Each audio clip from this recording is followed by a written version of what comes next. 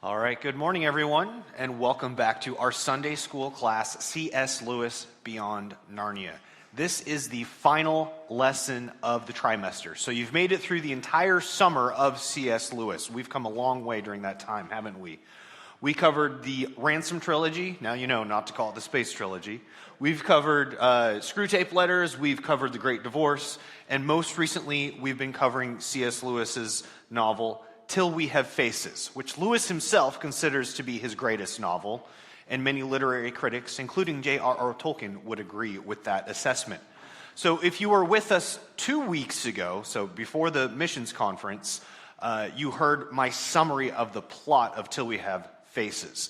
So I'm going to be assuming your familiarity with the plot for a lot of what I have to say this morning about some of the thematic elements of Till We Have Faces. So if you weren't at that lesson, or if you've not read Till We Have Faces before, I would encourage you just go to our YouTube channel and check out the last lesson on Till We Have Faces, and then you'll get like a 1-hour summary of the plot of Till We Have Faces. But that'll help you understand some of the themes that I'm going to highlight this morning. In particular, there are 2 themes that I want to address as we wrap up our discussion on Till We Have Faces. 2 themes that are relevant for understanding what is C.S. Lewis trying to communicate in this novel. And those 2 themes that we'll be addressing today are the corruption of loves and the hiddenness of God. So those elements are very much central to the unfolding of the plot of Till We Have Faces. So it might be helpful for us just to begin with some review questions regarding the novel. So let me ask you some questions connected to the plot of Till We Have Faces. Who's the main character of the novel? Her name is Orwell. She is the princess of what kingdom? Kingdom of Gloam. She has 2 younger sisters. What do we know about those 2 younger sisters? Do we know their names? The middle sister is Redival, and she's not as central to the story, but she is significant. And then the youngest sister, most significantly, is Psyche. So the novel itself is based on the ancient Greco-Roman myth of Cupid and Psyche. So you might recall how that myth goes, right? Psyche is, at the time, regarded as the most beautiful woman in the world. Her beauty even rivals that of the gods, in particular the goddess Aphrodite, the goddess of love within, Greek mythology. What is the name of the Gloomish equivalent of Aphrodite? Do you remember what the goddess of love is within the religion of Gloam? Venus would be in Roman mythology. But in the fictional world of Gloam, what was the name of this goddess? Ungit. Her name was Ungit. So those are some of the characters that are going to be coming up. So, yes, in the myth about Psyche, she's considered to be more beautiful than even Aphrodite or even, this goddess Ungit. And so, according to the story, Aphrodite is jealous of her and sends her son Cupid to pierce her with an arrow so that she'll fall in love with some monstrous, hideous creature and spend the rest of her life in misery. Except the plan backfires because Cupid falls in love with Psyche. So what happens is they get married, but the rule is, in the original myth, Cupid will only visit her at night so that she can never see his face. But they fall in love with each other despite the fact that she can't look on his face. But then, as the myth goes, her 2 sisters visit her in her palace one day, and they are very jealous of her. And so they persuade her to break her husband's commandment and to light a lamp in the middle of the night so she can look upon his face, and that leads to Psyche's exile, because now she can no longer remain with her husband because she broke the one commandment that he had given to her.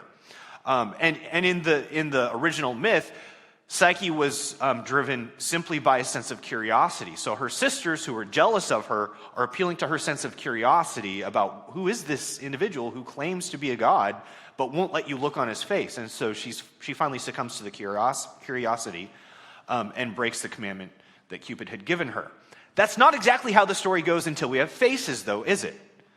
Do you remember why is it that Psyche becomes willing to break the commandment of Cupid? It's basically, yeah, exactly. Her sister Orwell basically emotionally blackmails her, threatens to commit suicide if she doesn't do this. And so essentially Orwell abuses Psyche's love for her, takes advantage of that in order to force her into this choice that she really doesn't want to make. I should also point out that like the name of the god, the son of Ungit, is never named explicitly throughout the novel. I mean, we know he represents Cupid from the original myth, but he's never given a name in the novel. So anyway, all of that is meant to be background information, context to understand this first theme that I want to highlight for you this morning, which is the idea of the corruption of loves. Now, you might recall, I've said earlier in this class, we've been looking at the fictional works of C.S. Lewis, and often some of his fictional works have a non-fiction parallel in his writings. So, for example, remember the novel That Hideous Strength, the third novel in the Ransom trilogy, has a non-fiction parallel in what book written by C.S. Lewis? Do you remember what I said? The Abolition of Man. So, yes, in that regard, we see a parallel between the fictional work and the non-fictional work, and it's also true for Till We Have Faces. There is a non-fiction parallel to Till We Have Faces in the writings of C.S. Lewis. Does anybody want to guess what that parallel is, what that book might be? The Four Loves. So this is one of Lewis's later works of nonfiction. I think he wrote it right around the year 1960, right around the time that his wife, Joy, passed away. She died of cancer. How many of you have ever read this book before, The Four Loves? Some of you have? Okay, not a large number, but okay, so let me give you kind of a general idea of what this book is about. Lewis is exploring the nature of the different types of human loves that we experience. And he contrasts natural loves with supernatural love, which is, the grace of what we call charity, or in the New Testament, this is agape love. But he spends most of the book talking about the natural earthly loves that humans experience. So we have a particular love for family, which he calls affection. The Greeks would have called this storge. This is the love that you feel towards people who are familiar to you. You've spent a lot of time with them. This could be the love of a parent towards their child. So that's one type of love. Another type of love is the love of friendship, where you are joined together with a friend on the basis of some mutual interest, or it's a free association, right? It's not a result of natural proximity necessarily. It's a freely chosen relationship, and that's what makes friendship unique. And then we also have what Lewis calls eros. This would be romantic love. So this is the love between a husband and a wife, for example.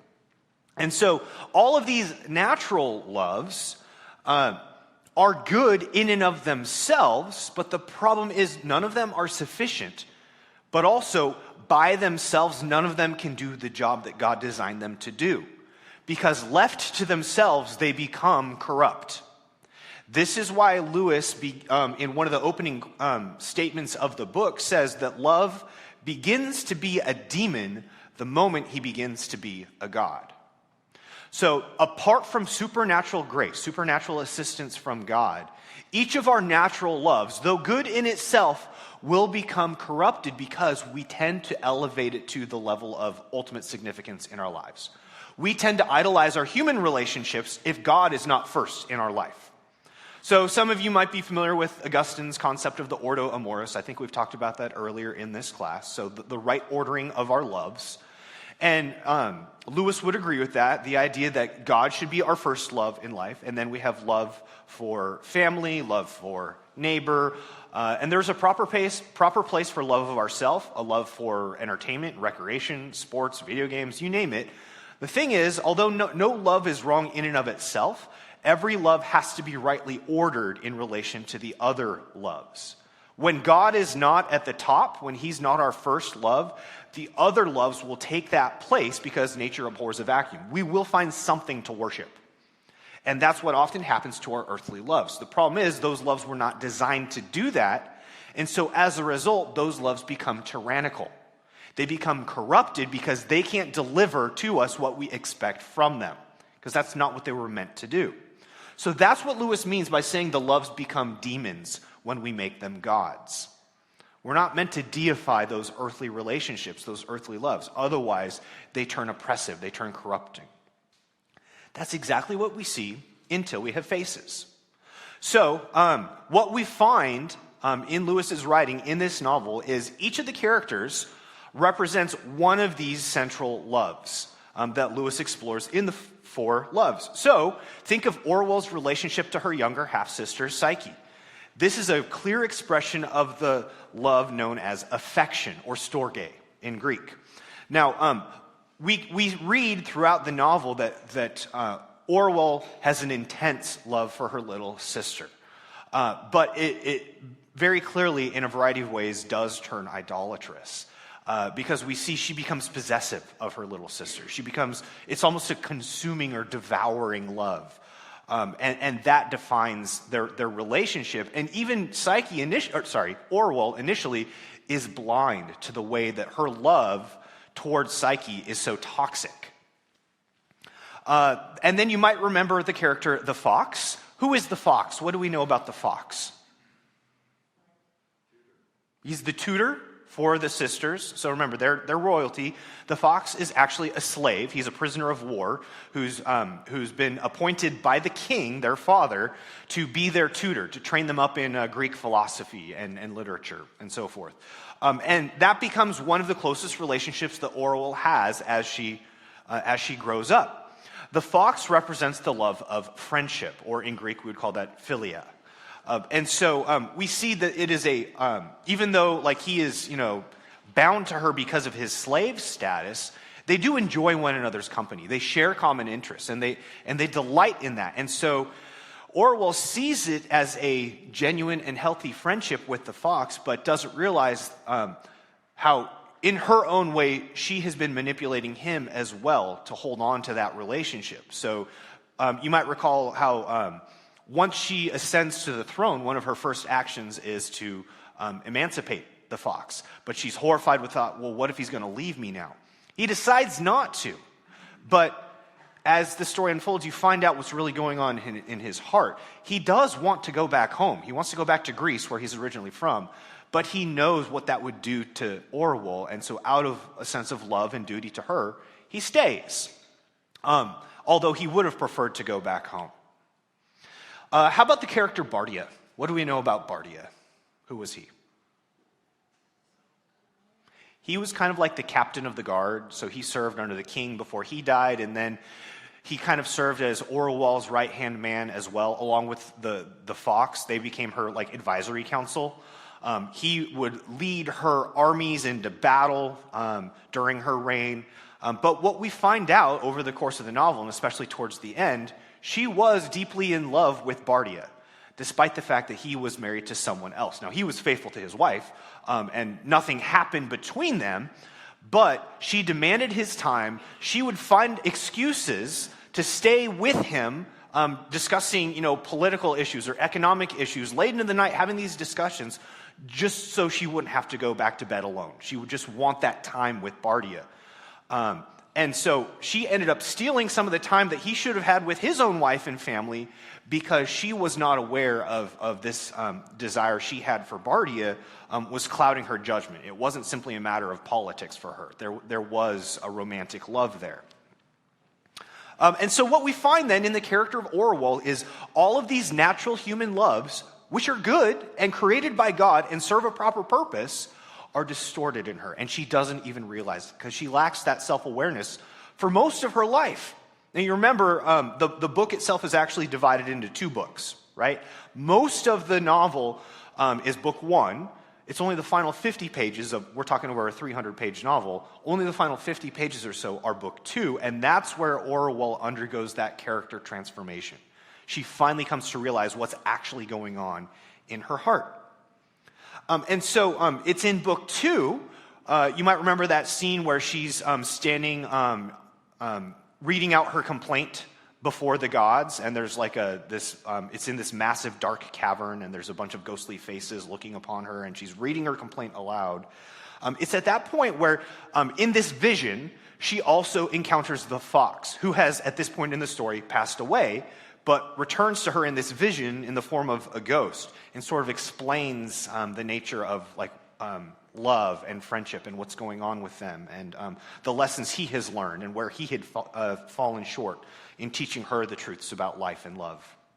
There's a point in that dialogue between Orwell and the fox where Orwell says where the fox says this, all, even Psyche, are born into the house of Ungit, and all must get free from her.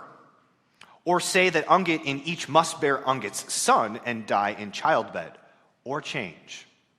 It's a very cryptic statement. Does anybody want to guess what he means by this? What does it mean we're born into the house of Ungit? Again, who's Ungit? It's Aphrodite, the goddess of love within the religion of Glome. Ungit represents our natural loves without the assistance of supernatural grace. Ungit represents what happens to the love that we have when we are not rightly subordinated to a true, proper, godly love. It is said within the mythology of Glome that the love of Ungit is the same as a devouring or a consuming love. But with the gods, there's no distinction between loving and devouring. So you might remember that statement made back when the people of Glome decided to sacrifice Psyche to the so-called shadow brute because a plague had befallen the kingdom.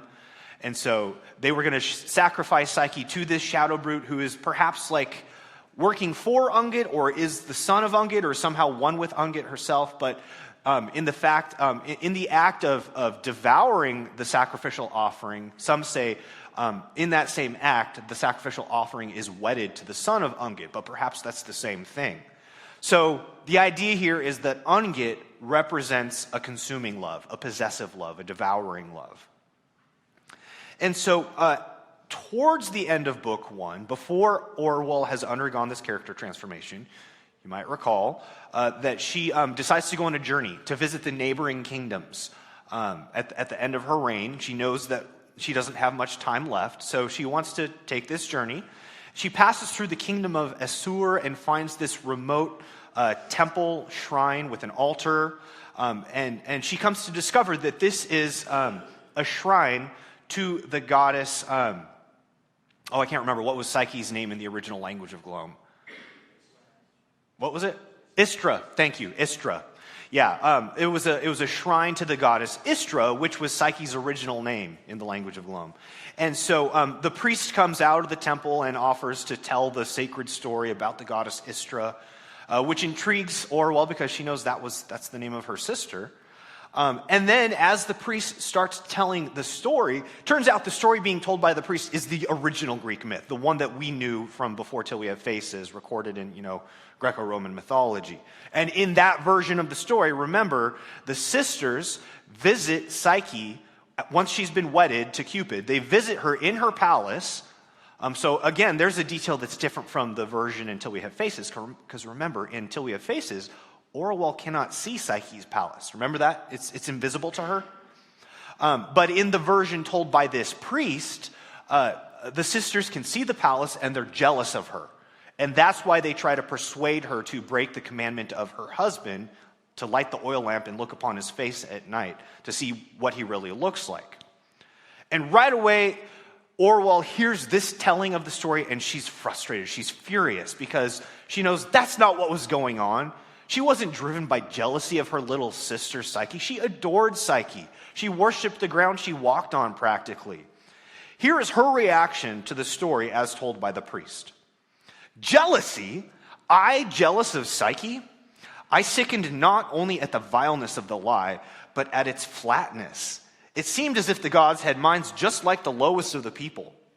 What came easiest to them, what seemed the likeliest and simplest reason to put in a story, was the dull, narrow passion, jealousy of the beggars' streets, the temple brothels, the slave, the child, the dog. Could they not lie, if lie they must, better than that? So she's saying the gods are lying by telling the story in such a way that it makes it sound as if Orwell was jealous of her sister Psyche, and that's why she forced her into or persuaded her to break the commandment of her husband, Cupid, to look upon his face.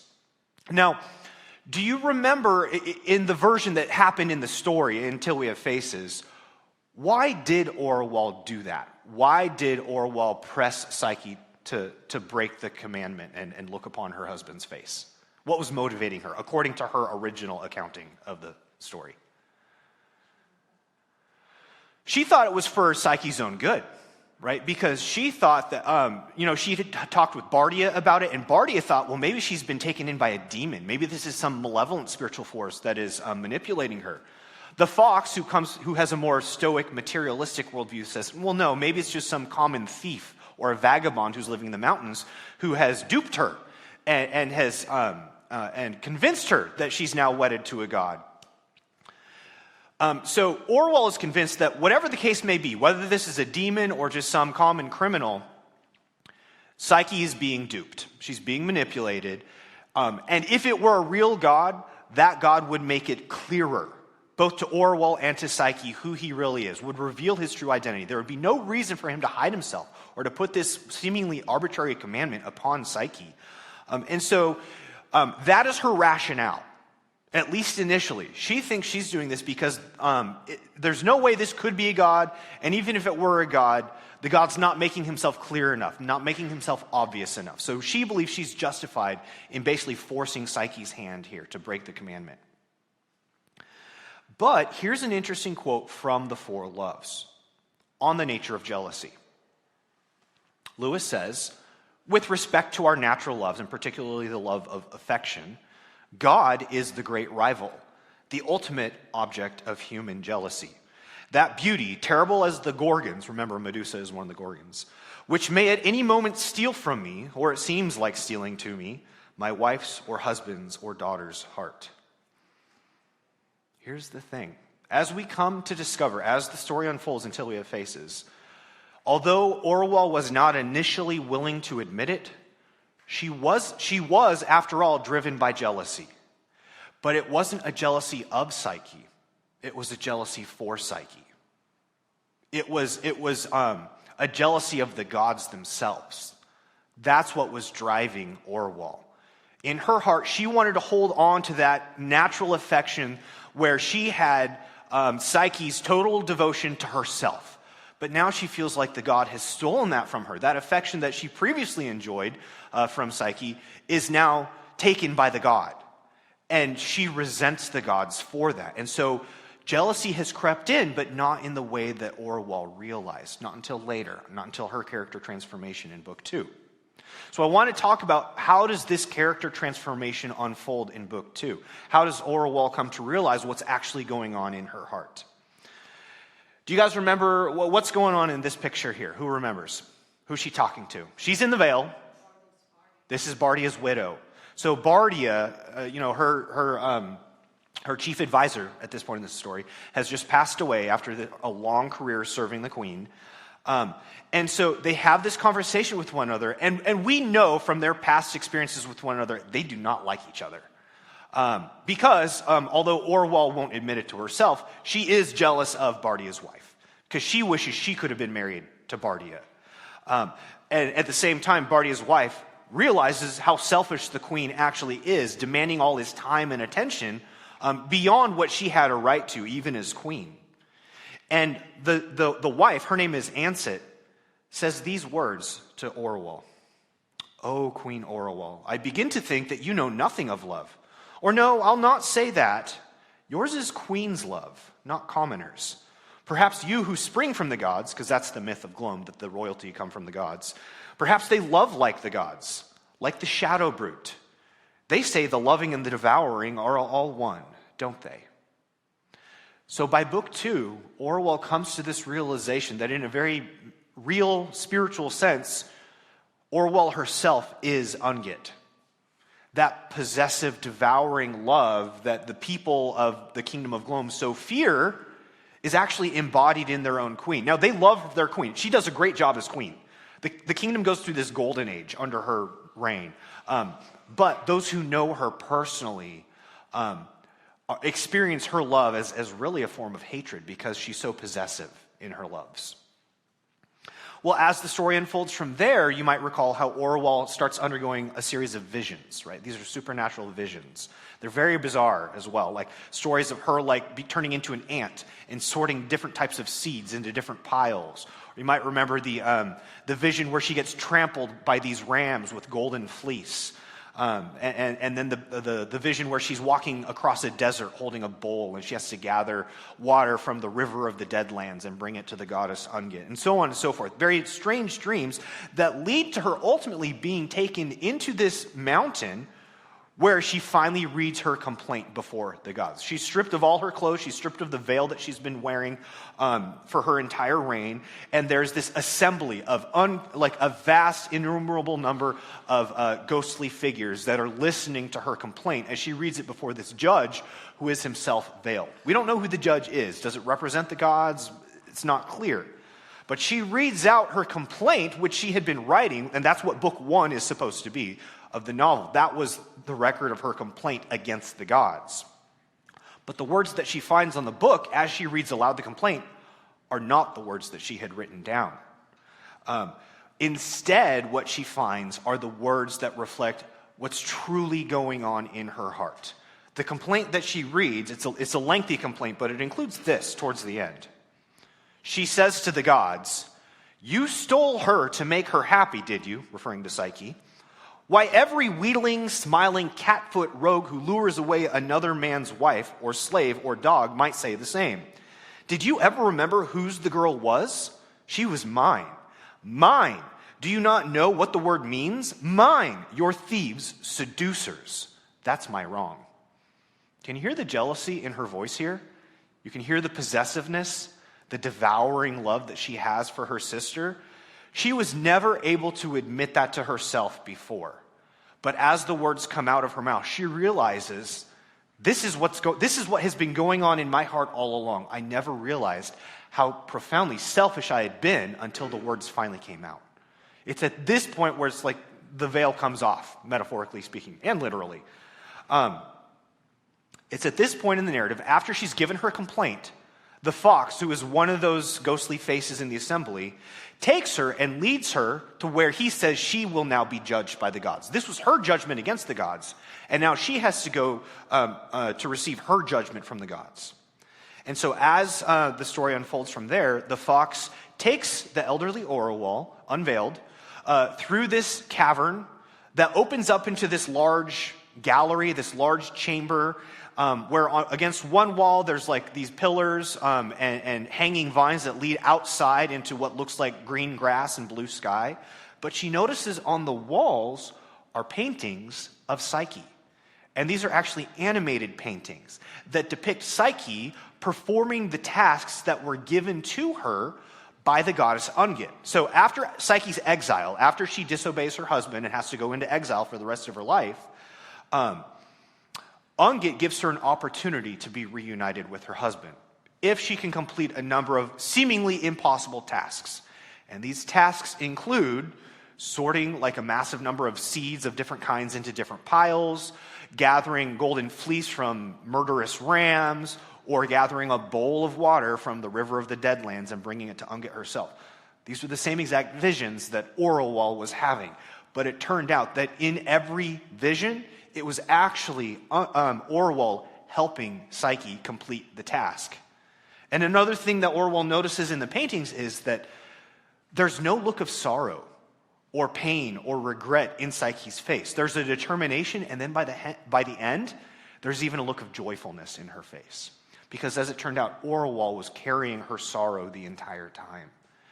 So the final word, so when Psyche went into exile, the god said one statement to Orual at that time. The judgment ended with him saying to her, "You shall also become Psyche." Which initially you think that's his judgment of condemnation upon her. But by the end, we realize that's not actually the case. It was actually a promise of redemption. Just as Psyche would be redeemed, Orual herself would undergo this character transformation and ultimately be redeemed as well. And so, after Orual passes through this gallery, passes through the hanging vines, and walks into the grassy courtyard, she is finally reunited with her sister Psyche. She falls at her feet, weeping, and says these words to her. "O Psyche, O goddess," I said, "never again will I call you mine, but all there is of me shall be yours. Alas, you know what it's worth. I never wished you well, never had one selfless thought of you. I was a craver. She can finally admit the kind of love that she had for her sister. It was the possessive love, the devouring love, the consuming love. She can finally acknowledge that, and this is the path to repentance for Orwell. She can finally admit that the love by itself, because it was separated from a love of God, turned corrupt. And this brings us back to a comment by C.S. Lewis in The Four Loves, where he talks about the necessity of divine love to rightly order all of our human loves. Lewis says these words: The loves prove that they are unworthy to take the place of God by the fact that they cannot even remain themselves and do what they promise to do without God's help. Even for their own sakes, the loves must submit to be second things if they are to remain the things they want to be. In this yoke lies their true freedom. They, quote unquote, are taller when they bow. For when God rules in a human heart, though he may sometimes have to remove certain of its native authorities altogether, there are some loves that are just off limits now for us, but he often continues others in their offices, and by subjecting their authority to his, gives it for the first time a firm basis. You might recall, and like Byron covered, the Screwtape Letters. For those of you that have read the Screwtape Letters, there's that scene where there's the man who has like that serpent or something on his shoulder that represents one of his like earthly loves that has oppressed him and become toxic to him. And the people of heaven tell him, like, in order for you to join us, you have to have this love cut out of you. And he, after much reluctance and hesitation, agrees to submit to that, right? Do you remember what happens to that lizard that gets cut off of him? It turns into this beautiful golden stallion or something along those lines, doesn't it? So that love itself had become corrupted because it had taken the place of a god in this man's life. But when he can finally be freed of it as a god, that demon essentially turns into the proper love that it was intended to be. And so something similar happens with Orwell as well. Her love for Psyche is not cut away. It is transformed into what it should have been if it had been properly subordinated to love of God. So after Orwell confesses her sin against her sister Psyche, they both then approach this reflective pool in the grassy courtyard where the god is now about to descend upon them both. I had a lot of fun with AI, you can see here. But at this point, they have reconciled. Orwell has confessed her sin against Psyche, and now it's time for the god to arrive. Her moment of judgment is now coming, and this is how it's described. The air was growing brighter and brighter about us, as if something had set it on fire. Each breath I drew let into me new terror, joy, overpowering sweetness. I was pierced through and through with the arrows of it. I was being unmade. I was no one. But that's little to say. Rather, Psyche herself was, in a manner, no one. I loved her as I once would have thought it impossible to love, would have died any death for her. And yet, it was not by now she that really counted. Or if she counted, and oh, gloriously she did, it was for another's sake. The earth and stars and sun, all that was or will be, existed for his sake. Orwell has finally come to the point where she can say she loves God. The love that was missing from her entire life at the final moment of judgment finally descends upon her. And this love that she now experiences for God, represented by, Cupid in the myth, at least, rightly orders all of her human loves. This is the moment of redemption. It's her moment of judgment and her moment of redemption. We never actually get a description of the God himself, because it's at that moment where Orwell wakes up from her vision, and she finds herself in the palace courtyard, and she's continuing to write her book until her dying breath. She doesn't even finish writing her final sentence. That's how the book concludes. So that we can see then, by the end of her life, kind of like the thief on the cross, she was redeemed at the very last minute. It was through this supernatural encounter with the gods that she finally comes to realize the truth about herself and her own sin and the corrupted nature of her loves, but how those loves are finally redeemed because she learns to love God himself. So that's my conclusion of this main point on the corruption of loves. That's going to move us into our second main point for this lesson. And I want to conclude the remainder of our lesson this morning by talking about this problem. This is one of the central problems within Christian apologetics. It's called the hiddenness of God. How many of you are familiar with this concept or this objection to Christianity? I'm guessing even if you haven't heard of it in these terms, you're familiar with the concept at least. The idea here is, if God truly loves us, wouldn't he want to make himself clearer to us, make his presence more obvious to us? This is the constant frustration that Orwell has against the gods throughout book 1 of the novel.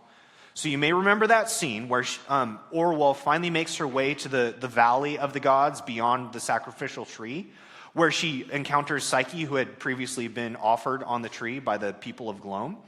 And she finds her sister happy and allegedly wedded to this god who won't allow her to look upon his face.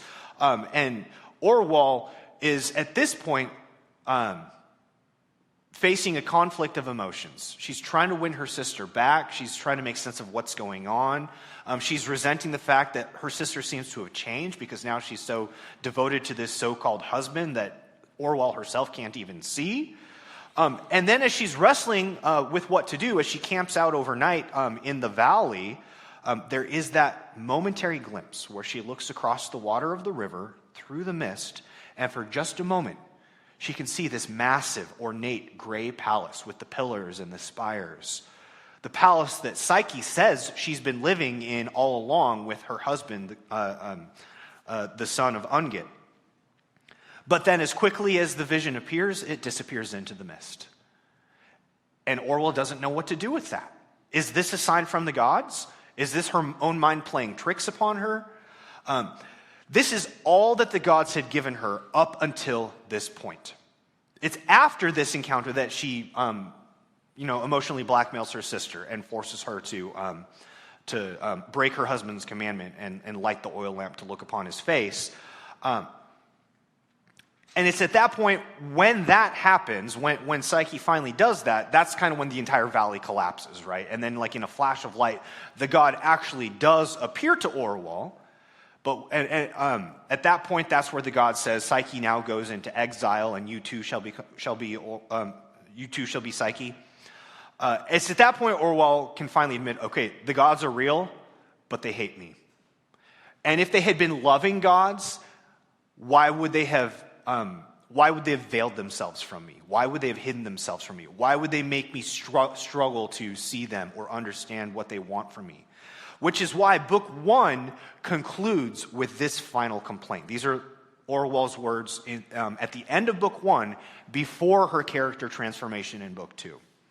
She says, I say the gods deal very unrightly with us, for they will never, which would be best of all, go away and leave us to live our own short days to ourselves. Nor will they show themselves openly and tell us what they would have us do, for that too would be endurable. But to hint and hover, to draw near us in dreams and oracles, or in a waking vision that vanishes as soon as seen, to be dead silent when we question them, and then glide back and whisper words we cannot understand. In our eyes, when we most wish to be free of them, and to show to one what they hide from another. What is all this but cat and mouse play, blind man's buff, and mere jugglery? Why must holy places be dark places? Why must it be so hard for us to see the presence of God? Now, we can talk about this in terms of an intellectual objection to Christianity, but I think this objection also, even as Christians, kind of hits us on an emotional level too, doesn't it? Have you ever experienced a season of life or a time in life where you really, really wish God would have made himself more obvious to you, where his presence would have been clearer to you? This is a theme that we find repeated throughout the Bible as well, this problem of divine hiddenness. Just look at the book of Job or the Psalms.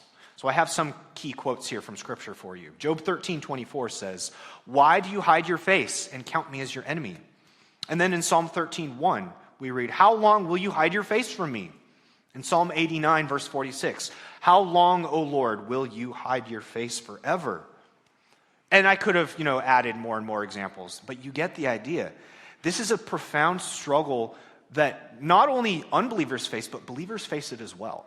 We experience these seasons where it seems like God is hiding himself from us. And in fact, this is something I've experienced in my life as well. I don't know if I've told this story in this class, but I've told it at church before. But many of you know that I also went through a season of apostasy after college where I walked away from the Christian faith. And there's a whole background there that I'm not going to get into all of that. But during those years of unbelief where I was denying Christianity, calling myself an agnostic, even an atheist at some point, I had intellectual reasons. I thought that there were alleged contradictions in the Bible that couldn't be resolved, or the evidence for evolution was too strong, or whatever. I had my reasons for wanting to deny Christianity. But at the end of the day, the thing that was really emotionally driving me was, if God really wanted me to believe in him, why wouldn't he make it clearer? Why wouldn't he be more obvious to me? Until the point, towards the tail end of my apostasy, that was kind of a low point, like a rock bottom experience for me. I was being crushed by the weight of this worldview that gave me no meaning, no hope, no forgiveness, and I could not find something to live for in this false worldview. And it's at that point of desperation, I was crying out to God, God, please show me something. I need a miracle. Give me a bolt of lightning or a flash of light or something.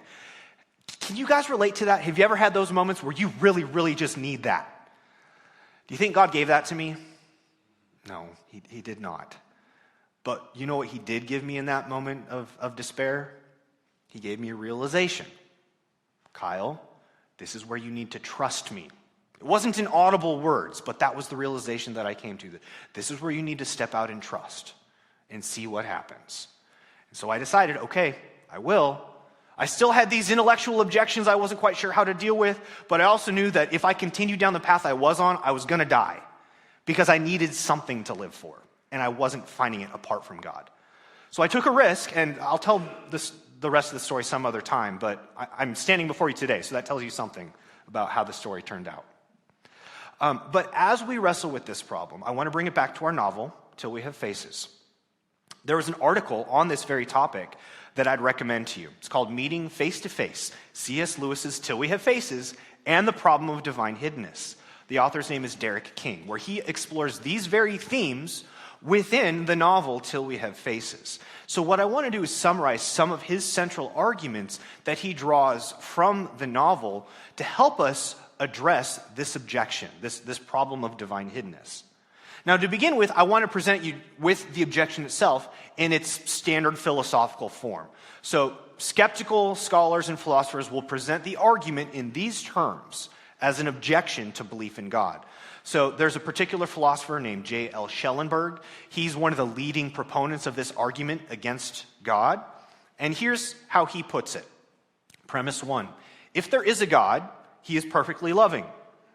Premise 2, if a perfectly loving God exists, reasonable non-belief would not occur. Premise 3, reasonable non-belief occurs. So what do we conclude? Number 4, no perfectly loving God exists, and therefore number 5, there is no God. Now, I need to make a distinction here between a valid argument and a sound argument. You guys know what that distinction is about? A valid argument is where your premises logically do lead to the conclusion. It's a valid argument. The premises do logically lead to that conclusion. The question is it a sound argument? A sound argument is a valid argument where all the premises are true. But I think that point is very much open to debate. Are these all true premises? Rick? I would question reasonable. Reasonable, yes, great. Reasonable non-belief. Exactly. What counts as reasonable non-belief? Are we really as reasonable as we like to think we are? Yes, that is a crucial way of addressing this. Because it is quite possible that there is no such thing as reasonable non-belief. In fact, biblically speaking, we know there's no such thing as reasonable non-belief. There's always a distortion going on in the human heart. Romans chapter 1, we try to suppress the truth that God has made obvious to us through the works of creation. Every human heart does this. Every human heart that's set in rebellion against God is rebelling against the evidence that God has given to us. Yes, John? Well, I see a problem with the first one. The first one. Where do you see a problem with the premise 1? If there is a God, he's perfectly loving. He's just making a statement that he is perfectly loving without, in his view, any real basis Yeah, so I think he would say he's taking that premise sort of as a concession to his opponents, those who believe in God. Now, I would agree. Because I believe in God, I also believe that God is loving. Now, he's presuming that if there is such a thing as God, he must have certain attributes. My objection actually isn't to premise one as much. I mean, I would be fine simply granting that premise for the sake of argument. I do believe in God, and I believe he's loving. So if somebody wants to posit that, well, God must be loving to be God, I think that's not where I want to press the argument, at least. But there is the valid question, like, can he as a skeptic put forward that premise? So that point is perfectly fair. But I do want to address this argument from a couple of other hidden premises within it. Considerations that we need to bring to light to see, could there be ways that this argument falls short that we may not initially notice? I want to pose a number of questions in response to it. To begin with, how do we know that God could have no good reasons to hide himself?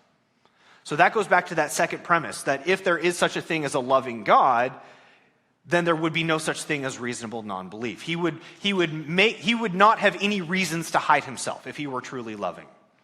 Can we really accept that, though? Is that a valid premise? Are we really, as human beings, in a position to know for certain that God could have no conceivable reasons to hide himself from us? Don't we basically have to be God himself to have that kind of certainty? Couldn't it be possible that God might have reasons that go beyond something that we can understand in our limited creaturely human lives? This is actually a point that Lewis brings up in the novel as well. When Psyche responds to Orual regarding this commandment that her husband has given to her, like, why, if he's really a God, why would he make you do this? Why would he hide his face from you? Psyche doesn't know the answer to that question. And she's actually okay not knowing the answer to that question. Here's what she says to her sister. "Foolish Orual," she answered, shaking her head. "He is a god. He has good grounds for what he does, be sure. How should I know of them? I am only his simple Psyche." Does this commandment that he's placed on her cause any doubt or suspicion within her? No. She has no doubt about his love for her. She doesn't know all his reasons, but she still trusts him. She still loves him. In the same way, we as human beings, we can't be so quick to assume that God could have no good reasons for doing what he does, because we don't see everything like God does. And so here's a potential analogy that the author Derek King makes. For those of you that follow chess, you guys know the world grandmaster Magnus Carlsen. He's like one of the best chess players of all time. So imagine this scenario. Imagine playing chess against world champion grandmaster Magnus Carlsen. Imagine that you are a chess novice or something near it. If he made a move that to your untrained eyes looked like a blunder, which would you find more likely? That he made a mistake, or that you were unable to see or understand the reasons he had for making such a move? He's the best chess player in the world. And you, with your limited experience of chess, are you really going to make the claim that, well, he messed up there if you don't understand his reasons for making a particular chess move? You really don't have the right to say that, do you?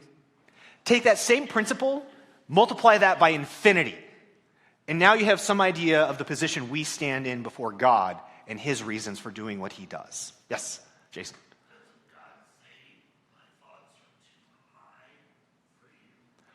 Does God say my thoughts are too? I think there is a place in the Bible that says that. I can't remember. Oh, exactly right. Yes, Isaiah 55, where God says to us, "My thoughts are not your thoughts, neither are your ways my ways, declares the Lord. For as the heavens are higher than the earth, so are my ways higher than your ways, and my thoughts than your thoughts." That's exactly right. We're not in a position to know all of God's thoughts because we're creatures. Yes, Bob? Yeah, Moses on the mount, right. Yeah, he was not able to see God's glory directly. Yeah, exactly. Same idea. We as creatures do not have the capacity to grasp all of God's reasons. So that's one way we can answer the objection. Wait, John, was your hand up? Okay, yeah, I might be going where you're going maybe. Let me try and wrap this up. Just a couple more considerations. We also have to ask this question. What kind of belief does God want from us? Is it the kind of belief that would be satisfied by enough evidence? Yeah. Okay. That's right. I mean, just consider, imagine Orwell before, forcing Psyche's hand to disobey her husband. What if the gods had just piled up evidence upon evidence? Is that really going to solve the problem going on in Orwell's heart with her disordered loves?